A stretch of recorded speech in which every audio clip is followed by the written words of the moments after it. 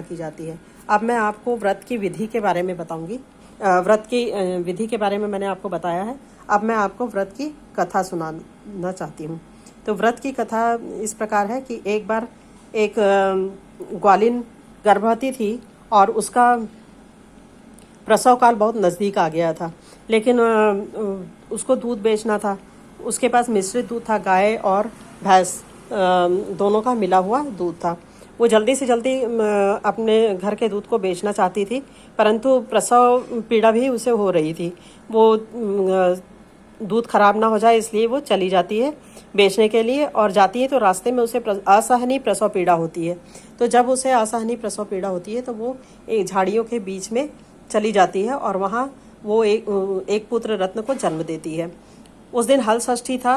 थोड़ी देर विश्राम करने के बाद वो फिर से दूध दही बेचने चली जाती है, बच्चे को वहीं छोड़ देती है झाड़ियों के बीच में। जब वो वहाँ जाती है दूध दही बेचने, तो वहाँ देखती है कि सब स्त्रियाँ हल षष्ठी व्रत कर रही हैं, तो वो उनको भैंस का दूध है बता करके अपने सारे दूध दही को बेच देती है, झूठ बोल देती है। और फिर वो वापस आती है तो देखती है उसका पुत्र जो है मृत पड़ा रहता है। उसका पुत्र इसलिए मृत हो जाता है क्योंकि वहाँ जो किसान रहता है, उसके दो बैल रहते हैं, वो आपस में लड़ाई करते रहते हैं, और लड़ाई करते हैं तो उस बच्चे के उनको चीर देते हैं। ये देख करके किसान घबरा जाता है और वो वहीं की कांटों से उसको टाँका लगा देता है और वो वहाँ से चला जाता है। जब वापस आती है ग्वालिन, तो वो अपने बच्चे को मृत देखती है तो वो बहुत दुखी हो जाती है और उसे अपने पाप के बारे में पता चलता है। उसको लगता है कि उसने पाप किया, इसीलिए उसका बच्चा मृत हो गया है। वो जाती है वापस गांव वापस जाती है और ग्रामीण स्त्रियों को अपनी सारी बातें बताती है। वो अपनी सजा के बारे में भी बताती है कि किस तरह से उसका बच्चा मृत पाया गया है और उसने किस तरह से झूठ बोलकर दूध दही बेचा है। तो स्त्रियों को उस पर दया आ जाती है क्योंकि वो कुछ क्षमा मांगती है, और इसीलिए स्त्रियों को उस पर दया आ जाती है। स्त्रियां उसे आशीर्वाद देती हैं।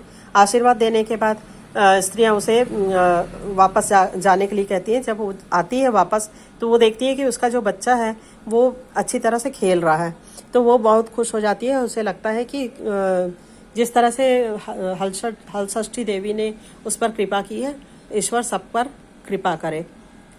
सभी स्त्रियों की संतान सुरक्षित रहे, स्वस्थ रहे और सुख समृद्धि उन्हें प्राप्त होती रहे। तो ये एक कथा है। एक दूसरी कथा मैं आपको सुनाना चाहती हूँ, जिसमें एक राजा रहता है। राजा अपनी पत्नी से बहुत प्रेम करता है। उसकी पत्नी सत्यवती और पतिव्रता स्त्री रहती है। राजा का एक पुत्र भी रहता है जो कि बहुत खूबसूरत रहता है। राजा एक तालाब खुदवाता है। वो प्रजा से बहुत प्रेम करता है। वो तालाब खुदवाता है, तालाब में पानी नहीं आता। वो दूसरा तालाब खुदवाता है, उसमें भी पानी नहीं आता है। तो वो जाकर पुरोहितों से पूछता है कि तालाब में पानी क्यों नहीं आ रहा है। पुरोहित उसे बताते हैं कि उसे बलि देने की आवश्यकता है, किसी बच्चे की बलि वो देगा तो तभी तालाब में पानी आएगा। तो वो सोचता है कि वो किसी प्रजा के बच्चे की बलि क्यों दे, वो स्वयं अपने बच्चे की ही बलि देगा। वो बहुत सोचता है और फिर वो अपनी पत्नी को मायके भेज देता है और पुत्र को अपने पास रख लेता है। वो कहता है कि उसके पिता की तबीयत खराब है, तो ऐसे में वो अकेले ही जाए।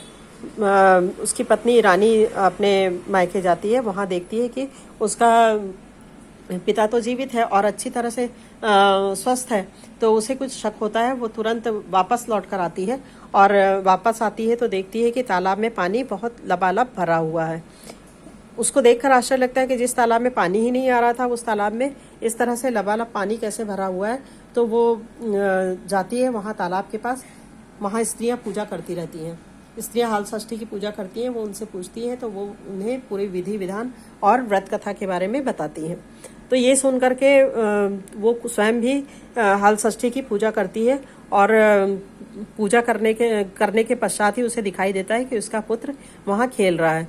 वो उसको पुत्र को लेकर घर जाती है।